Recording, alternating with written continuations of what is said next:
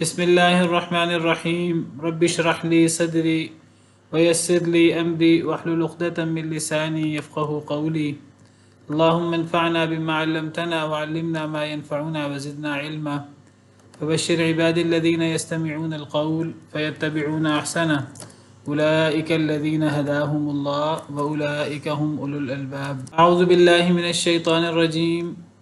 بسم الله الرحمن الرحيم. وما يتبع أكثرهم إلا ظنا إن الظن لا يغني من الحق شيئا إن الله عليم بما يفعلون. وما يتبع أكثرهم إلا ظنا، اور نہیں پیروی کرتے ان میں سے اکثر مگر ظن کی، گمان کی. ان الظن لا یغنی من الحق شیئا، بے شک ظن نہیں فائدہ دیتا حق کے مقابلے میں کچھ بھی. ان اللہ علیم بما یفعلون، بے شک اللہ تعالیٰ بہت جاننے والا ہے ساتھ اس کے جو وہ کرتے ہیں. ان میں سے اکثر نہیں پیروی کرتے مگر ظن کی. کن کی بات ہو رہی ہے؟ مشرکین کی، مشرکین مکہ، مشرکین کی بات ہو رہی ہے. اکثر لوگ جو شرک کرتے ہیں ان کے پاس اپنے شرک کی کوئی دلیل نہیں ہوتی. ان کے پاس اپنے شرک کے لیے الٹے سیدھے استدلالات ہوتے ہیں، الٹی سیدھی باتیں ہوتی ہیں جن کو وہ اپنے گمان میں بڑی پکی دلیل سمجھتے ہیں. الٹی سیدھی توجیحات ہوتی ہیں، توہمات ہوتے ہیں، ظن و تخمین ہوتی ہے.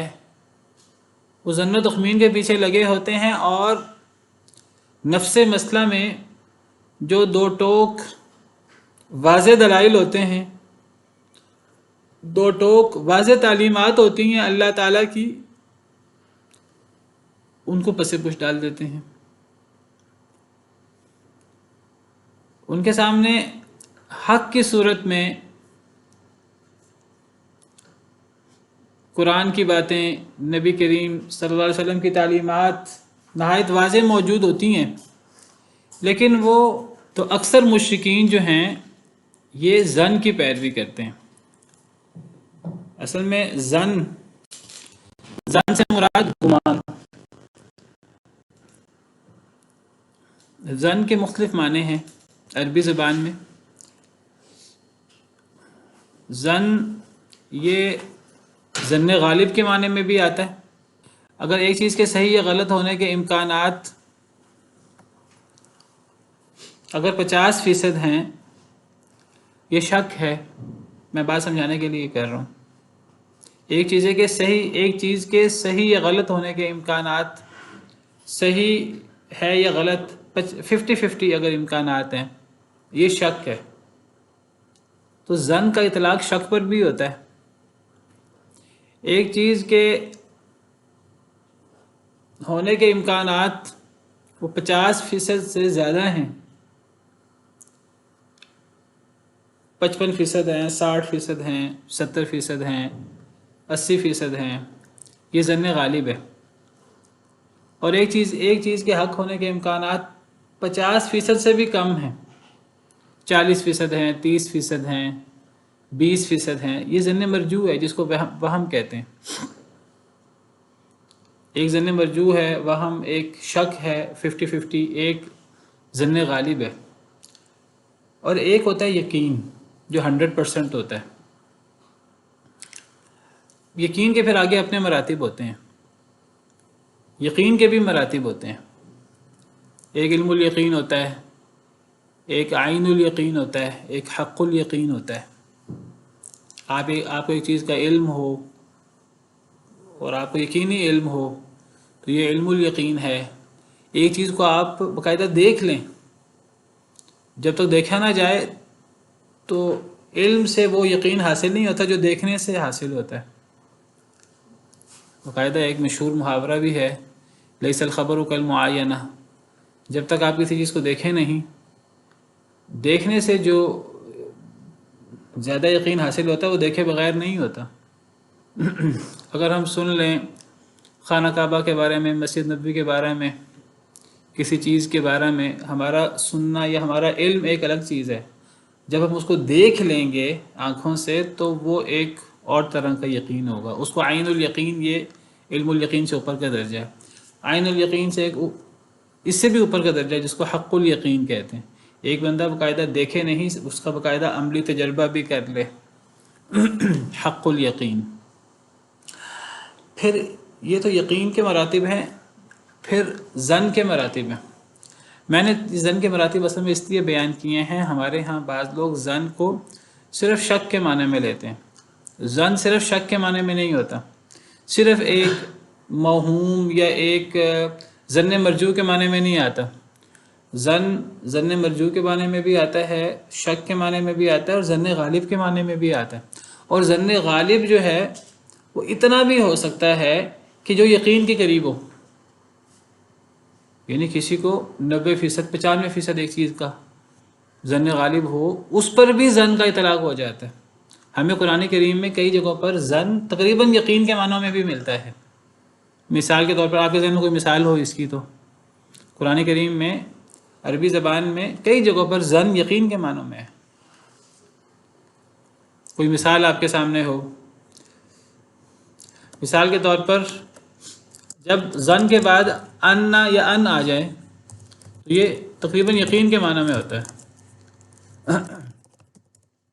جیسے سورہ بقرہ میں ہے ایمان والوں کے بارے میں، الذین یظنون انہم ملاقو ربہم وانہم الیہ راجعون واستعینوا بالصبر والصلاۃ، اے ایمان والو، اے لوگو، صبر اور نماز کے ساتھ اللہ سے مدد مانگو۔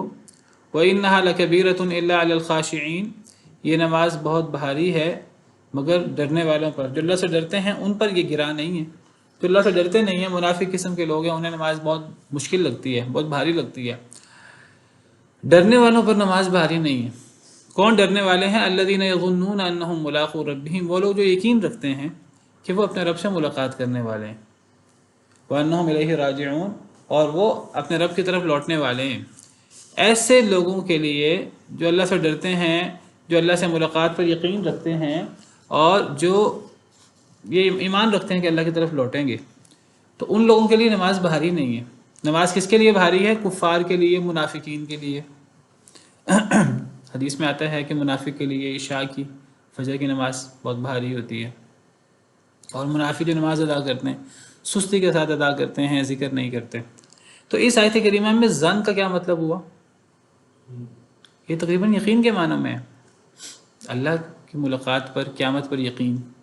تو ظن یقین کے معنی میں بھی آ جاتے ہیں، اور ظن یہ شک کے معنی میں بھی آتا ہے، ظن مرجو کے معنی میں بھی آتا ہے، ظن پر عمل بھی ہو جاتا ہے۔ ظن پر ہم بعض اوقات جہاں ہمارے سامنے ایک چیز کا یقین نہ ہو تو وہاں ہم ظن پر عمل کرنے کے پابند ہوتے ہیں۔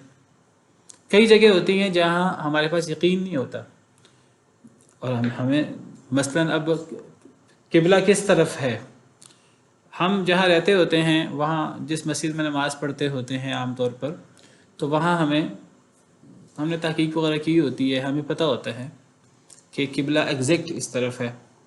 بعض جگہوں پر ہم نیا جاتے ہیں تو کوئی لوگوں سے پوچھ پچھا کر، کوئی تھوڑا سا سورج وغیرہ، کوئی جہت وغیرہ کو مد نظر رکھ کر ہم پتہ کرتے ہیں، تو بعض دفعہ ہمیں یقین نہیں بھی ہوتا تو ہم ایک موٹا پوچھ کر ہم نماز پڑھ لیتے ہیں۔ کئی معاملات میں ہم ظن کے اوپر اعتبار کر لیتے ہیں۔ کئی جگہ ایسی ہوتی ہیں جہاں ہمارے پاس یقین ہوتا ہی نہیں ہے، ہم مجبور ہوتے ہیں ہم ظن کے اوپر عمل کریں۔ مثال کے طور پر کبھی کوئی جھگڑا ہوتا ہے، کوئی معاملہ ہوتا ہے تو فیصلہ کرنا پڑتا ہے، تو فیصلہ کرنے کے لیے قاضی کو کئی دفعہ ظن کے اوپر فیصلہ کرنا پڑتا ہے، ظن غالب کے اوپر۔ جب قاضی جو ہے وہ 2 گواہوں سے گواہی لیتا ہے تو 2 گواہوں سے گواہی سے یقین، علم الیقین، عین الیقین، حق الیقین کئی دفعہ نہیں حاصل ہوتا۔ بھئی 2 گواہ جو ہیں وہ اگر سچے بھی ہیں تو پھر بھی امکان ہے کہ انہوں نے اس مسئلے میں جھوٹ بولا ہو، لیکن آپ دیکھیں کہ ہم گواہی کے اوپر بعض باقاعدہ سزا مل جاتی ہے۔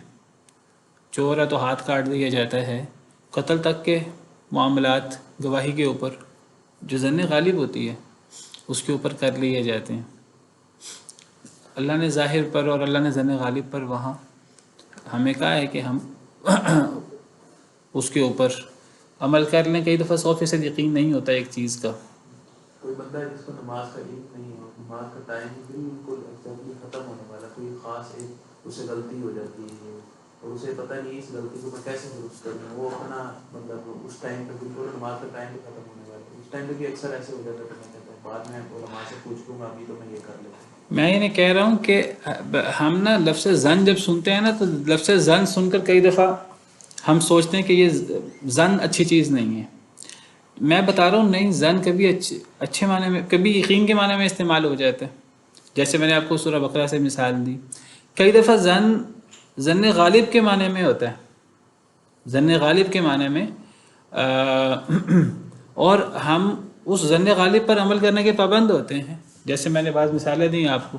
اسی طرح قرآن میں ہے کہ اگر میاں بیوی کے اندر اگر اختلاف ہو تو اگر وہ دونوں یہ گمان کریں کہ وہ اللہ کی حدود قائم رکھیں گے، تو اگر ان کے اندر اختلاف ہو، اختلاف ہونے کے باوجود انہیں اپنے مسئلے سلجھا لینے چاہیے۔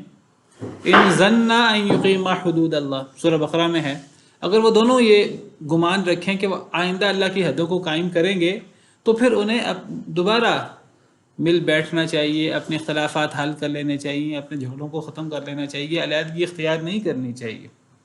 الطلاق مرتان فامساک بمعروف او تسریح باحسان ولا يحل لكم ان تاخذوا مما اتيتموهن شيئا الا ان يخافا الا يقيما حدود الله فان خفتم الا يقيما حدود الله فلا جناح عليهما فيما افتدت به۔ ان آیات میں وہاں بھی زن کا لفظ ہے، ظنا فلا جناح علیہما ان یتراجعا ان ظنا ان یقیما حدود اللہ، یہ سورہ بقرہ کی آیت نمبر 230 ہے۔ اس میں اللہ فرماتے ہیں کہ اگر میاں بیوی میں طلاق ہو جائے تو وہ عورت کسی اور مرد سے شادی کر لے، وہ اگلا مرد بھی طلاق دے دے، تو یہ عورت دوبارہ پہلے مرد سے شادی کر سکتی ہے اگر وہ دونوں گمان رکھیں کہ وہ اللہ کی حدوں کو قائم کر لیں گے۔ تو یہاں گمان ظن غالب کے معنی میں ہے، گمان سے مراد ظن غالب ہے۔ میں یہ بات کر رہا ہوں کہ ظن ہمیشہ ظن مرجوع کے معنی میں استعمال نہیں ہوتا، کبھی یہ یقین کے معنی میں استعمال ہوتا ہے، کہیں یہ ظن غالب کے معنی میں استعمال ہوتا ہے، اور ہمیں اس پر عمل کرنا پڑتا ہے۔ ظن جس پر عمل کرنا پسندیدہ نہیں ہے، جس پر عمل کرنے سے بچنا چاہیے، وہ کون سا ظن ہے؟ جو اس آیت کریمہ میں جس کا اللہ نے ذکر کیا وہ ہے ظن مرجوع۔ اور ظن مرجوع پر عمل کرنا کب قابل مذمت ہے؟ جب اس کے بالمقابل یقین موجود ہو۔ یقین موجود ہے تو ہم ظن و تخمین پر چلنا شروع کر دیں تو یہ بڑی بے وقوفی کی بات ہوگی۔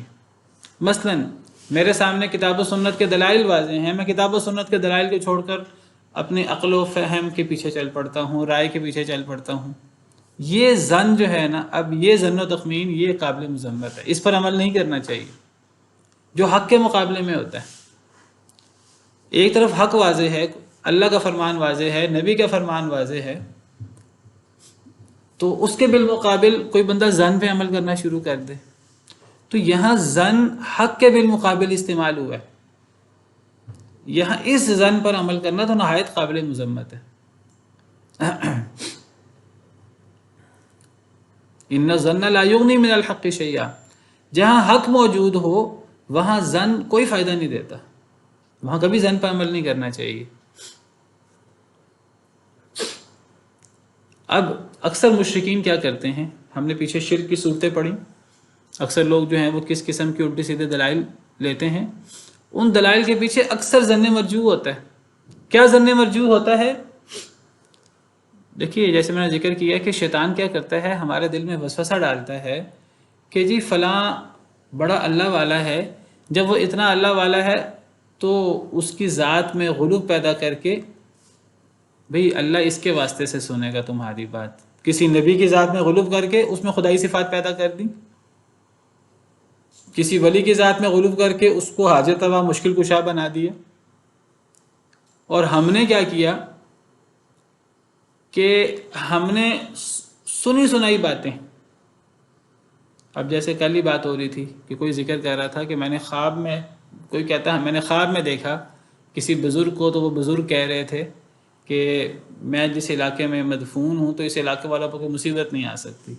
اب یہ اس قسم کے ظن و تخمین کی کیا حیثیت ہے جب کتاب و سنت کے واضح دلائل موجود ہیں کہ اللہ کے علاوہ کوئی حاجت روا، کوئی مشکل کشا نہیں ہے۔ وہ بزرگ، جن بزرگوں، جو وہ بزرگ جس کے خواب میں آئے، اس علاقے کے لوگوں کو یا جس شخص کو وہ خواب میں آئے، اس شخص کو کبھی کوئی مشکل نہیں آئی، کبھی کوئی مصیبت نہیں آئی، ان علاقوں والوں پر کبھی کوئی مرض نہیں آیا، کبھی کوئی بیماری نہیں آئی، کبھی کوئی تکلیف نہیں آئی۔ وہ بزرگ جو بزرگ کہہ رہے ہیں کہ میں قبر میں مدفون ہوں، تو میں چونکہ یہاں دفن ہوں، اب یہاں کے لوگوں پر کوئی مصیبت نہیں آ سکتی۔ ان بزرگوں پر خود کبھی کوئی مصیبت نہیں آئی تھی اپنی زندگی میں، وہ خود موت سے ہمکنار نہیں ہوئے تھے۔ تو اب یہ جو اس قسم کی ظن و تخمین اور اس قسم کی الٹی سیدھی باتیں لوگ منسوب کر دیتے ہیں، غلط سلط باتیں، سنی سنائی باتیں، تو یہ ظن و تخمین کی بنا پر شرکیات اور بدعیات شروع ہو جاتی ہیں، اور ان کے بالمقابل حق موجود ہوتا ہے، دو ٹوک دلائل موجود ہوتے ہیں کہ جو انسان اپنے آپ کو مشکلات سے نہیں بچا سکتا، وہ کسی دوسرے کو کیا مشکل سے بچائے گا؟ اللہ کے علاوہ کوئی کسی کو مشکل سے خدائی اختیارات کے تحت نہیں بچا سکتا۔ ما یفتح اللہ للناس من رحمت فلا ممسک لها، اگر اللہ کسی پر رحمت کرنا چاہے تو کوئی اس رحمت کو روک نہیں سکتا۔ وما یمسک فلا مرسل له من بعدہ، اگر اللہ کسی کو رحمت نہ دینا چاہے تو کوئی اللہ سے وہ رحمت چھین کے پوری دنیا مل کر اس بندے کو نہیں دے سکتی۔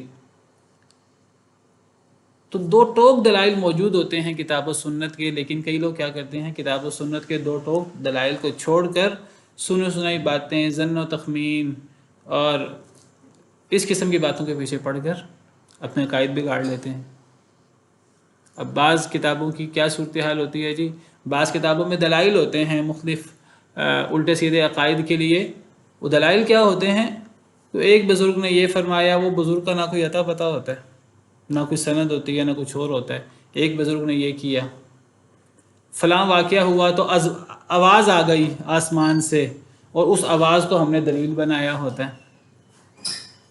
اکثر خطیب حضرات ہمارے یہ کرتے ہیں، ایک واقعہ بیان کرتے ہیں، اور جب وہ واقعہ بیان کرتے ہیں تو واقعہ بیان کرتے ہوئے درمیان میں کہتے ہیں جی فلاں بندہ فلاں جگہ سے گزر رہا تھا تو آواز آئی آسمانوں سے، اور پھر اس آواز آنے کو بہت بڑی دلیل بنا کر پیش کرتے ہیں۔ بھئی کیا یہ اس قسم کی آواز آنا کسی کو، کیا یہ کوئی دلیل ہوتی ہے؟ کیا یہ کوئی وحی کی حیثیت رکھتی ہے یہ چیز؟ کئی لوگ خوابوں کو جو ہے وہ دلیل بنا لیتے ہیں، عقیدے کے مسئلوں میں خوابوں کو دلیل بنا لیتے ہیں۔ تو کتاب و سنت کے واضح دلائل موجود ہوتے ہیں، وہ کتاب و سنت کے واضح دلائل کو چھوڑ کر کیا کرتے ہیں؟ وہ کتاب و سنت کے واضح دلائل کو چھوڑ کر خوابوں کے پیچھے لگ جاتے ہیں۔ ہمارے ہاں وہ ڈاکٹر صاحب ہیں، انہوں نے کہا کہ جی میرے خواب میں نبی کریم صلی اللہ علیہ وسلم آئے، اور انہوں نے کہا میں آپ کے پاس تو آ گیا ہوں، اب مجھے واپس جانے کے لیے ٹکٹ چاہیے۔ اور پھر انہوں نے لوگوں سے تقاضا کرنا شروع کر دیا۔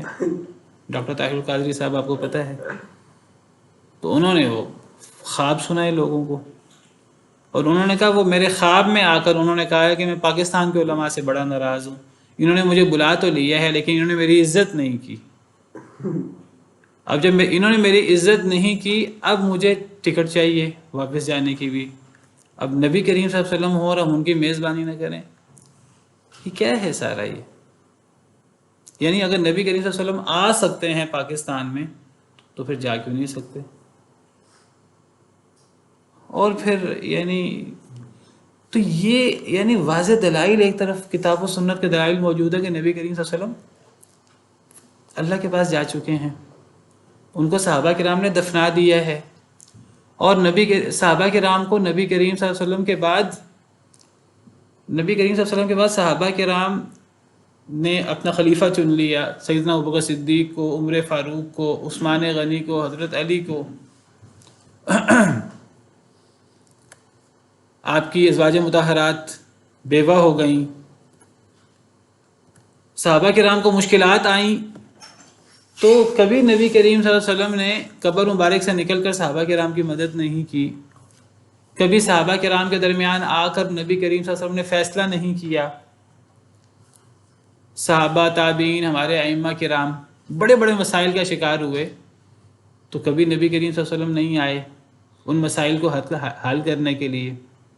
اب ہمارے ہاں کیا ہوتا ہے، لوگوں کا عقیدہ یہ ہے، لوگ سمجھتے ہیں کہ نبی کریم صلی اللہ علیہ وسلم جو ہیں وہ باقاعدہ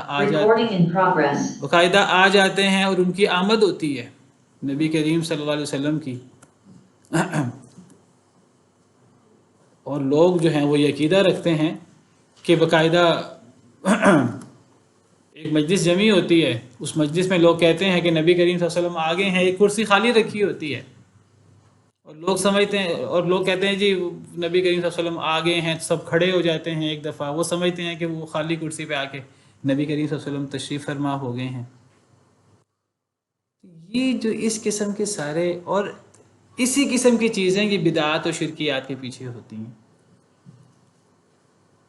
حالانکہ اب ہمارے ہاں مثلاً قل کیے جاتے ہیں کسی کے فوت ہونے پر، تیجا، ساتہ، 10واں، 40واں برسی، اور عجیب و غریب ہمارے ہاں جو ہیں وہ ایسی رسمیں ہیں جو دین کے نام پر موجود ہیں۔ اب بڑے بڑے بزرگوں کے عرس منائے جاتے ہیں، عرس کا مطلب شادی، خوشی، اور وہ عرس کیا چیز ہے؟ وہ کسی بزرگ کی وفات کی سالانہ تاریخ، وہ ہر سال جو ہے وہ اس کی برسی پر عرس بنایا جاتا ہے۔ ہمارے ہاں علی حجویری رحمہ اللہ، ان کا جو ہے وہ عرس منایا جاتا ہے، باقاعدہ سالانہ چھٹی ہوتی ہے ہمارے ہاں، میلہ ہوتا ہے، عرس منایا جاتا ہے۔ یہ عرس کس چیز کا ہے؟ عرس تو شادی کو کہتے ہیں، عربی زبان میں، عربی زبان کا لفظ ہے، شادی کو کہتے ہیں، خوشی کو، یعنی کسی بزرگ کی وفات پر خوشی منائی جاتی ہے۔ اس خوشی منانے کی کیا دلیل ہے؟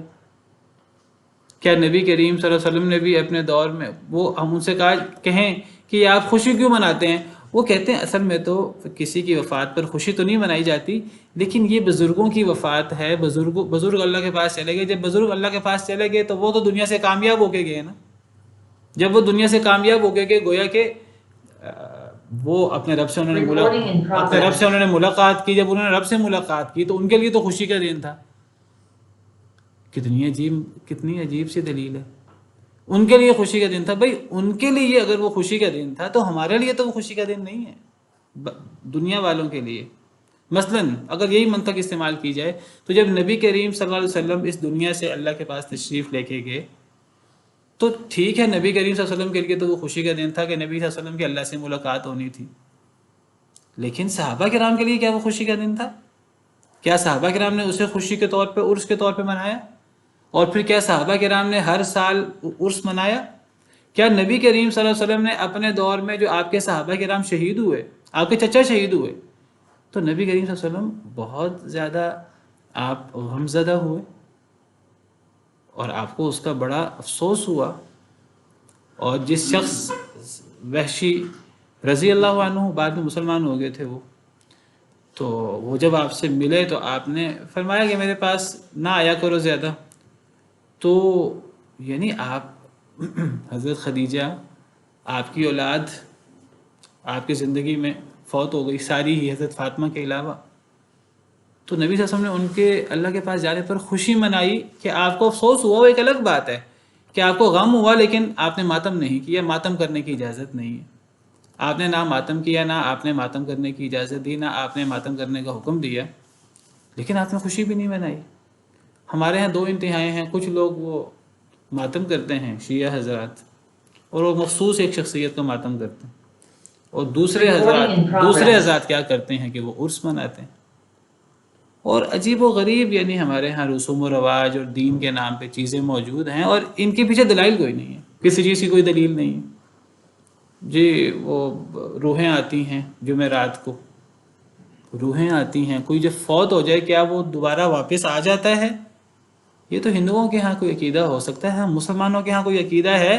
اللہ تو قرآن میں فرماتے ہیں کہ جب کوئی بندہ فوت ہو جاتا ہے تو وہ واپس نہیں آتا، وَحَرَامٌ عَلَىٰ قَرْيَةٍ أَهْلَكْنَاهَا أَنَّهُمْ لَا يَرْجِعُونَ، جس بستی کو، جس قوم کو، جس کو ہم ہلاک کر دیں، اب اس پہ حرام ہے کہ وہ واپس نہیں اب آ سکتا، قرآن کی آیت ہے۔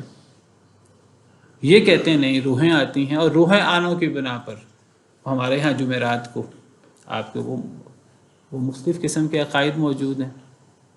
لوگ قبرستانوں پہ جاتے ہیں، اپنے ماں باپ کی قبروں پر جاتے ہیں، اور عجیب و غریب خرافات اور یہ چیزیں موجود ہیں. ان سب چیزوں کے پیچھے کیا ہے؟ ان سب چیزوں کے پیچھے پتہ نہیں کیا مسئلہ ہے، بار بار نیٹ جو ہے ڈسکنیکٹ ہو رہا ہے. ان سب چیزوں کے پیچھے کیا ہے؟ ظن و تخمین ہے. اور ظن و تخمین ایسی ہے کہ جو حق کے بالمقابل ہے. کتاب و سنت کے واضح دلائل سے ٹکراتی ہیں یہ باتیں. یہ نہیں کہ دونوں طرف دلائل موجود ہیں. تو میں یہ بات کر رہا تھا کہ یہ قرآن کریم کی اس آیت کریمہ کا یہ مطلب ہے وَمَا يَتَّبِعُ أَكْثَرُهُمْ إِلَّا ظَنًّا، ان میں سے اکثر لوگ نہیں پیروی کرتے مگر ظن کی. یعنی اکثر لوگ صرف ظن کی پیروی کرتے ہیں، ظن و تخمین، سنی سنائی باتیں. کیسا ظن و تخمین ہے؟ یہ جی روحیں آتی ہیں، یہ عرس منایا جاتا ہے. یہ عرس کی کیا دلیل ہے؟ جی ہم نے اپنے بزرگوں سے سنا، ہمارے بزرگ یہ کرتے تھے، ہمارے بڑے یہ کرتے تھے، ہمارے بڑوں نے یہ کس بزرگوں سے سنا ہوگا. اچھا جی، تو بزرگوں سے سنا ہوگا تو کوئی دلیل نہیں ہوتی. نہیں، ان بزرگوں کے پاس کوئی دلیل بھی ہوگی. ہمارے مسجد کے مولوی صاحب یہ بات کہتے ہیں، ہمارے جس مذہب کو ہم فالو کرتے ہیں اس مذہب کے اندر یہ چیز موجود ہے. اچھا جی، جس مذہب کو آپ فالو کرتے ہیں اگر اس مذہب کہ علماء اگر یہ کام کرتے ہیں، ٹھیک ہے، اس مذہب کے علماء یہ کام کرتے ہوں گے. بہت سے بعض ایسی چیزیں ہیں جو صحیح نہیں ہیں اور علماء بھی اس پر کاربند ہیں. علماء بھی انسان ہوتے ہیں، وہ کون سے معصوم ہوتے ہیں. ان کی دلیل، وہ اتنے بڑے علماء ہیں، ان کے پاس کوئی دلیل ہوگی. اتنے بڑے عالم ہیں، وہ یہ کام بغیر دلیل کی کرتے ہوں گے. میرے والد صاحب یہ کام کرتے تھے، میرے والد صاحب کے والد صاحب یہ کام کرتے تھے، وہ 70 سال ان کی عمریں ہو گئیں، وہ کوئی غلط کام کر سکتے تھے. یہ دلائل ہیں. یہ کیا دلائل ہیں؟ یہ تو وہی دلائل ہیں کہ مشرکین مکہ سے پوچھا جاتا کہ تم یہ کام کیوں کر رہے ہو، یہ بحیرہ، صائبہ، وسیلہ، حام اور یہ جو، تو وہ کہتے تھے انا وجدنا آباءنا علی امہ وانا علی آثارہم مقتدون. وہ کہتے تھے ہم نے اپنے آباء و اجداد کو یہ کرتے پایا، ہم بھی انہی کے نقش قدم کی پیروی کریں گے. دیکھیں آباء و اجداد ان کی بھی دلیل نہیں تھے. ان کی بھی دلیل کیا تھا؟ ظن و تخمین. صرف یہ نہیں کہ ہمارے آباء و اجداد یہ کام کرتے تھے، ہمارے آباء و اجداد یہ کام کرتے تھے، ہمارے آباء و اجداد نے اپنے آباء و اجداد سے سنا، انہوں نے اپنے آباء و اجداد سے سنا، اور انہوں نے بزرگوں سے سنا، اور بزرگوں کی دلیل، ان کے پاس کوئی دلیل ہوگی. کتنی زبردست دلیل ہے، پوری سند بھی جڑ گئی. ٹھیک ہے جی، اور دلیل بھی کوئی نہیں ہے. ہمارے مسلک میں یہ ہے، ہمارے ہاں اکثر لوگ نماز پڑھنی ہے، دیگر احکامات ہیں، عقائد کے مسئلے ہیں. جی ہمارے مذہب میں ایسے ہوتا ہے. بھئی ٹھیک ہے، اگر آپ کے مذہب میں ایسا ہوتا ہے تو کوئی دلیل، جی ہمارے بزرگوں کے پاس کوئی دلیل ہوگی. اتنے بڑے بزرگ ہیں، اتنے بڑے امام ہیں، جب انہوں نے یہ بات فرمائی ہے تو انہوں نے بغیر دلیل کے فرما دی ہے. وہ کتاب و سنت کی پیروی نہیں کرتے تھے. بھئی ہمارا ایمان ہے، ہمارا یقین ہے، ہمارے سارے بزرگ کتاب و سنت پر عمل کرنے کی کوشش کرتے تھے، لیکن ہمارا یہ بھی ایمان ہے کہ نبی کریم صلی اللہ علیہ وسلم کے بعد کوئی معصوم نہیں ہے. غلطی لگ سکتی ہے کہ نہیں لگ سکتی؟ لگ سکتی ہے، صحابہ کو بھی لگ سکتی ہے. صحابہ کرام کا بھی کوئی موقف ہوگا، اگر صحابہ کرام میں اختلاف ہوا تو ہمیں کسی کا اگر موقف ماننا ہے تو اس موقف کو ماننے کے لیے ہمیں اس کی دلیل کا پتہ ہونا ضروری ہے. اگر ہمارے سامنے اس کی دلیل نہیں ہے تو ہم اس پر عمل نہیں ہم کر سکتے، صرف اس لیے کہ وہ فلاں صحابی کا موقف ہے، اس پر عمل نہیں ہو سکتا.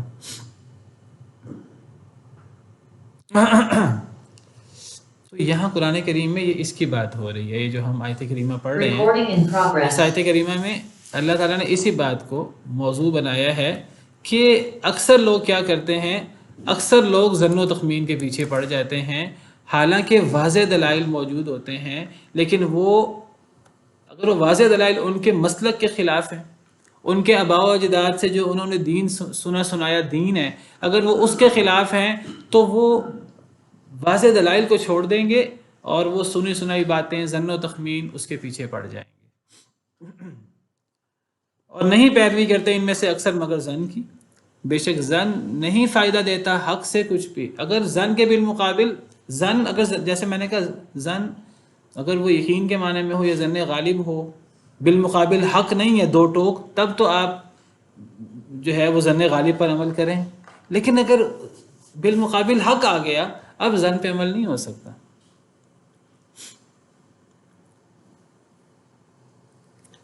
ان اللہ علیم بما یفعلون، بے شک اللہ تعالیٰ جاننے والا ہے ساتھ اس کے جو وہ عمل کرتے ہیں. یہ جو اکثر شرک ہوتا ہے نا، بدعات ہوتی ہیں، اس کے پیچھے ظن و تخمین ہوتا ہے، اس کے پیچھے دلائل نہیں ہوتے. اور ظن و تخمین کیا ہوتا ہے؟ ہم نے اپنے بڑوں سے سنا، انہوں نے اپنے بڑوں سے سنا، انہوں نے کسی بزرگ سے سنا ہوگا، ان کے بزرگوں کے پاس کوئی دلیل ہوگی، بس یہ ظن و تخمین ہوتا ہے. اور اس ظن و تخمین سے کسی بزرگ کو کوئی لقب دے دیا جاتا ہے، کسی بزرگ کو کوئی لقب دے دیا جاتا ہے، کوئی بزرگ داتا بن جاتا ہے، کوئی بزرگ گنج شکر بن جاتا ہے، کوئی بزرگ گنج بخش بن جاتا ہے، کوئی بزرگ غریب نواز بن جاتا ہے.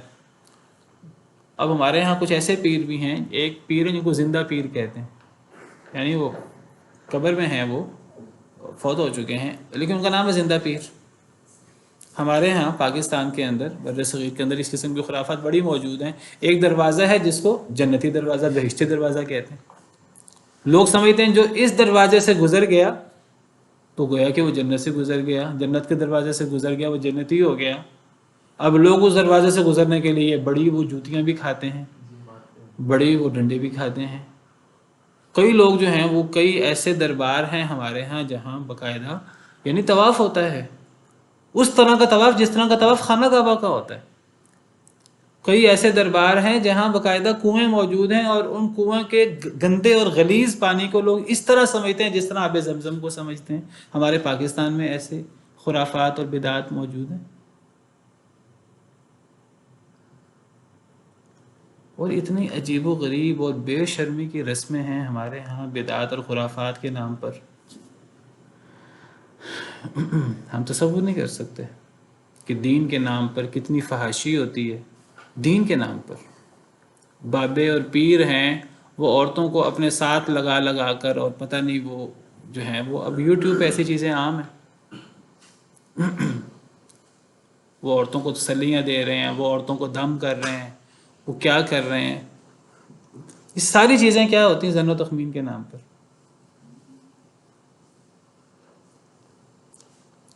اور نہیں پیروی کرتے ان میں سے اکثر مگر ظن کی، بے شک ظن حق کے مقابلے میں کچھ فائدہ نہیں دیتا.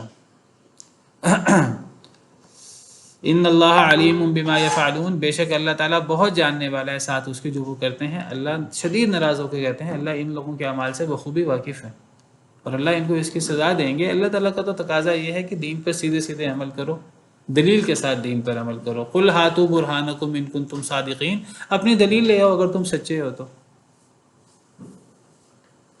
وما كان هذا القرآن أن يفترى من دون الله ولكن تصديق الذي بين يديه وتفصيل الكتاب لا ريب فيه من رب العالمين.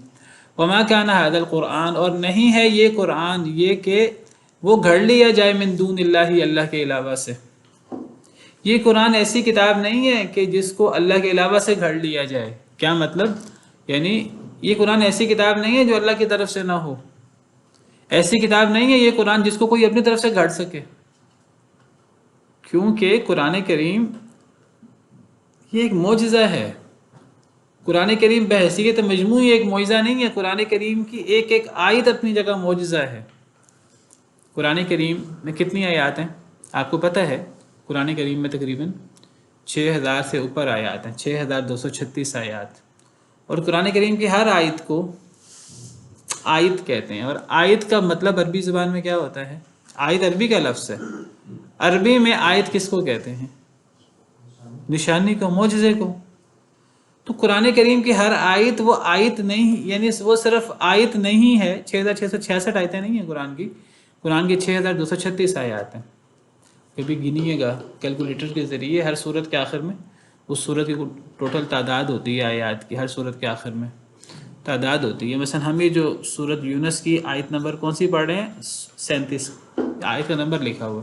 اگر سورہ یونس کے آخر میں چلے جائیں تو اس صورت کی جتنی آیتیں ہیں وہ آپ کے سامنے آ جائیں گی. سورہ بقرہ کی 286 آیات ہیں، سورہ آل عمران کے 200 آیات ہیں، سورہ نساء کی 176 آیات ہیں، وہ ہر سورت کے آخر میں چلے جائیں اور اس کو آپ کیلکولیٹر سے کیلکولیٹ کرتے رہیں، جمع کرتے رہیں، تو آپ کو پتہ لگ جائے گا کہ قرآن کریم کی ہماری روایت کے مطابق کتنی آیات ہیں۔ 6236 آیات ہیں۔ یہ 6236 آیات، یہ آیت کا مطلب معجزہ، یہ سارے معجزات ہیں۔ قرآن کریم معجزہ ہے، ایک ایسی کتاب ہے کہ اس کتاب جیسی کوئی ایک آیت پوری دنیا مل کر نہیں بنا سکتی۔ اور اگر کوئی بندہ سمجھتا ہے کہ میں بنا سکتا ہوں، یہ صرف ہم بحیثیت مسلمان کی دعویٰ نہیں کرتے، اللہ کا یہ چیلنج ہے جب سے قرآن اللہ نے اتارا ہے۔ پہلے اللہ تعالیٰ نے پورے قرآن کریم کو چیلنج کیا، کوئی سمجھتا ہے کہ یہ اللہ کا کلام نہیں ہے، انسانی کلام ہے، محمد صلی اللہ علیہ وسلم نے اپنے پاس سے گھڑ لیا، تو اس قرآن جیسا قرآن بنا کے لے آئیں، ساری دنیا کے انسان مل جائیں، ساری دنیا کے جن مل جائیں۔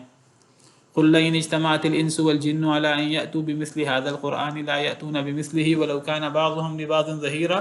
پوری دنیا کے انسان اور جن مل جائیں اور ایک دوسرے کی مدد بھی کریں، ایک ایک بندہ نہیں، اگر ہر فرد تھوڑا تھوڑا اپنے ذمے کام لے لے اور سب مل کر اس قرآن جیسا قرآن بنا کے لے آئیں، نہیں بنا سکتے، چاہے وہ ایک دوسرے کے مددگار کیوں نہ ہو۔ پھر اللہ نے 10 صورتوں کا چیلنج کیا، پھر اللہ نے ایک صورت کا چیلنج دیا، پوری دنیا مل کر ایک صورت بنا کے لے آئے، اور ایک صورت کم از کم 3 آیتوں کی ہے، 3 آیتیں بھی پوری دنیا مل کر نہیں بنا سکتی۔ تو اللہ فرماتے ہیں یہ قرآن ایسی کتاب ہے ہی نہیں جس کو اللہ کے علاوہ گھڑ لیا جائے، اس کتاب کو اس جیسی کتاب کو گھڑا نہیں جا سکتا۔ قرآن کریم کی سب سے بڑی عقلی دلیل قرآن کی حقانیت کی یہی ہے، اور یہ ایک ایسی دلیل ہے، یہ ایسا معجزہ ہے۔ پچھلے انبیاء کرام علیہ السلام کے معجزے محدود وقت کے لیے تھے، ان کے ساتھ خاص تھے، ان کی زندگی کے ساتھ۔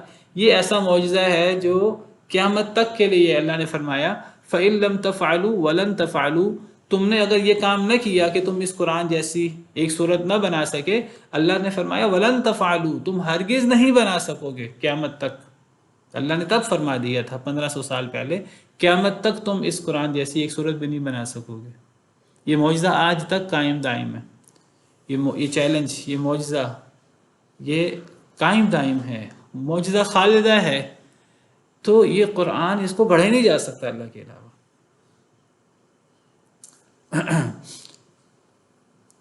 کوئی یہ نہ سمجھے کہ یہ انسانی کلام ہے، یہ محمد صلی اللہ علیہ وسلم نے اپنے پاس سے گھڑ لیے، جس طرح یہودی، عیسائی اور غیر مسلم کئی دفعہ صرف مخالفت برائے مخالفت میں دعویٰ کر دیتے ہیں۔ اگر کوئی کہتا ہے کہ یہ خود ہی گڑھ لیا ہے محمد صلی اللہ علیہ وسلم نے، تو اسے کھلا چیلنج ہے کہ وہ اس قرآن جیسی، وہ اور سارے کفار مل کر اس قرآن جیسی ایک صورت بنا کے لے آئیں۔ اگر وہ بنا سکیں گے تو اس کا مطلب ہے نبی صلی اللہ علیہ وسلم بھی پھر بنا سکتے تھے، کوئی بنا ہی نہیں سکتا۔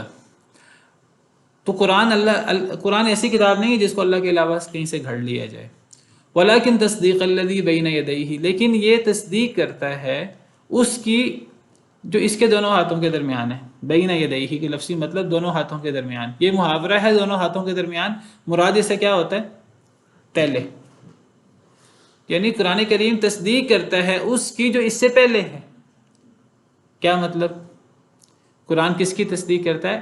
اپنے سے پہلی کتابوں کی، اپنے سے پہلے انبیاء کرام علیہ السلام کی تعلیمات کی۔ یہ بات یاد رکھیے، ہمارے دین اسلام کا، قرآن کا خاصہ یہ ہے کہ یہ پچھلے ادیان کا، پچھلی کتابوں کا رد نہیں کرتا۔ ہاں، پچھلی کتابوں میں جو تحریف ہوئی ہے غلط، وہ بتاتا ہے کہ یہ تحریف ہوئی ہے، یہ چیزیں اندر داخل کر دی گئی ہیں۔ یہود و نصارہ نے اپنے ہاتھ سے کچھ چیزیں لکھ کر داخل کر دی ہیں اپنی کتابوں میں، لیکن جو اصل کتابیں تھیں، جو اصل تعلیمات تھی، قرآن ان کو آن کرتا ہے۔ قرآن پچھلی کتابوں کی تصدیق کرتا ہے، کیونکہ میں نے جیسے ذکر کئی دفعہ یہ بات ڈسکس ہوئی ہے کلاس کے اندر کہ ہمارا دین اسلام ہے، نبی صلی اللہ علیہ وسلم دین اسلام کے داعی ہیں، اور یہ دین اسلام نبی صلی اللہ علیہ وسلم سے شروع نہیں ہوا، یہ تو سیدنا آدم علیہ السلام سے شروع ہوا ہے۔ تمام انبیاء کرام علیہ السلام دین اسلام کے حامل تھے اور اسی دین اسلام کی دعوت دیتے تھے۔ سیدنا ابراہیم علیہ السلام ہوں، سیدنا اسماعیل، اسحاق، یعقوب علیہ السلام اجمعین ہوں، سارے بنی اسرائیل کے انبیاء ہوں، حضرت موسیٰ ہوں، حضرت عیسیٰ ہوں، نبی کریم صلی اللہ علیہ وسلم ہوں، یہ سب کے سب دین اسلام کے داعی ہیں۔ اور اللہ کو تو دین اسلام کے علاوہ کوئی دین پسند ہی نہیں ہے۔ ان الدین عند اللہ الاسلام، اللہ کے نزدیک دین اسلامی ہے۔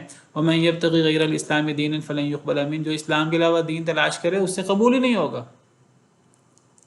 کوئی شخص اسلام کو چھوڑ کر جو حضرت موسیٰ کا دین تھا، حضرت عیسیٰ کا دین تھا، حضرت ابراہیم کا دین تھا، نبی صلی اللہ علیہ وسلم کا دین ہے، کوئی اس کو چھوڑ کر اپنے دین کا نام اپنی باتوں کا نام دین رکھ لے اور اس کا نام یہودیت رکھ لے.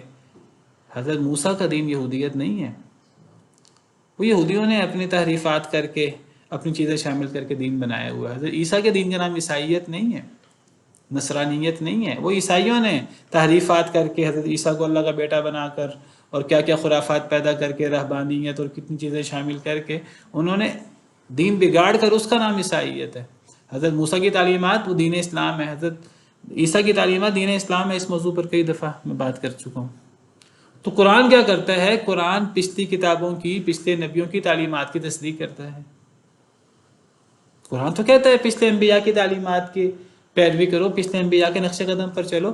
اللہ تعالیٰ قرآن کریم میں ایک جگہ پر 18 انبیاء کا ذکر کرتے ہیں اور اللہ فرماتے ہیں اولئک الذین ھدی اللہ فبہداہ مقتدی، کہ یہ سب لوگ ہیں انہیں اللہ نے ہدایت دی تھی، اے نبی صلی اللہ علیہ وسلم آپ بھی انہی کے نقش قدم پر چلیں.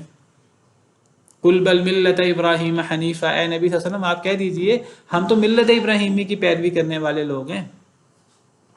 یہود کہتے ہیں یہودی بن جاؤ، عیسائی کہتے ہیں عیسائی بن جاؤ، کامیاب ہو جاؤ گے، ہدایت یافتہ ہو جاؤ گے. اللہ فرماتے ہیں نہیں، ملت ابراہیمی کی پیروی کرو. وقالوا كونوا هودا او نصارى تهتدوا قل بل ملت ابراہیم حنیفہ وما كان من المشرکین. قرآن پچھلے انبیاء کرام علیہ السلام کی تعلیمات کو آن کرتا ہے، پچھلی کتابوں کی تعلیمات کو آن کرتا ہے، پچھلی کتابوں کی تصدیق کرتا ہے اور مہیمن بھی ہے پچھلی کتابوں پر. جو غلط چیزیں شامل کی گئی ہیں قرآن ان کی وضاحت بھی کر دیتا ہے. یہ تحریف کی گئی ہے، یہ خرابی کی گئی ہے. لیکن تصدیق کرنے والا ہے ان کتابوں کی جو اس سے پہلے ہیں. وتفصیل الکتاب، یہ قرآن کی خاصیات ہیں، قرآن کی صفات ہیں. قرآن کی ایک صفت یہ ہے کہ قرآن گھڑا نہیں جا سکتا اللہ کے علاوہ. جو اللہ کی طرف سے آیا ہے، نبی صلی اللہ علیہ وسلم نے امت کو پیش کیا ہے، وہ قرآن ہے. اس قرآن میں نہ کمی کی جا سکتی ہے، نہ اس میں اضافہ کیا جا سکتا ہے. قرآن کو گھڑا جا ہی نہیں سکتا. دوسری صفت قرآن کی یہ ہے کہ پچھلی کتابوں کی تصدیق کرتا ہے. تیسری صفت قرآن کی کیا ہے؟ وتفصیل الکتاب. تفصیل الکتاب کا کیا مطلب ہے؟ کتاب کی تفصیل ہے. کتاب کی تفصیل سے کیا مراد ہے؟ یہ اپنے ہی بعض آیات دوسری آیت کی تفصیل کرتے ہیں. کتاب سے مراد، ہم عام طور پہ کتاب سے مراد قرآن لے لیتے ہیں. یہاں قرآن کہہ رہا ہے کہ قرآن کی صفت یہ ہے قرآن کتاب کی تفصیل ہے. کتاب سے مراد کیا ہے؟ کتاب سے مراد اللہ کے احکامات کا مجموعہ ہے. یہ بات یاد رکھیے، کتاب کاف تا با کا لفظی معنی عربی زبان میں کتبہ کا مطلب جمع کرنا ہوتا ہے. کتاب کو کتاب کیوں کہتے ہیں؟ کتاب کو کتاب اس لیے کہتے ہیں اس میں بہت سی چیزیں، بہت سی قیمتی باتیں، حکمت کی باتیں جمع ہوتی ہیں. کتاب کو مکتوب بمعنی مجموع، عربی زبان میں کتیبہ لشکر کو کہتے ہیں، جو لوگوں کا ایک مجموعہ ہوتا ہے، کتیبہ. تو کتاب کا مطلب جمع کرنا ہوتا ہے، الجمع والضم. تو قرآن کیا ہے؟ یہاں اللہ تعالیٰ قرآن کی صفات بیان کر رہے ہیں. قرآن کتاب کی تفصیل ہے. کتاب سے مراد کیا ہے؟ اللہ کے احکامات کا مجموعہ، اللہ کا جو قانون ہے قرآن اس کی تفصیل بیان کرتا ہے. قرآن اور قرآن کی شرح حدیث یہ اللہ کے احکامات کی تفصیل بیان کرتی ہے. قرآن کتاب کی تفصیل ہے. اور ویسے قرآن خود کتاب بھی ہے. قرآن کو کیوں کتاب کہتے ہیں؟ ذالک الکتاب لا ریب فیہ. قرآن کو اس لیے کتاب کہتے ہیں، قرآن اللہ کے احکامات کا مجموعہ ہے. لیکن ایک بات یاد رکھیے کہ قرآن، صرف قرآن یہ اللہ کے احکامات کا مجموعہ نہیں ہے.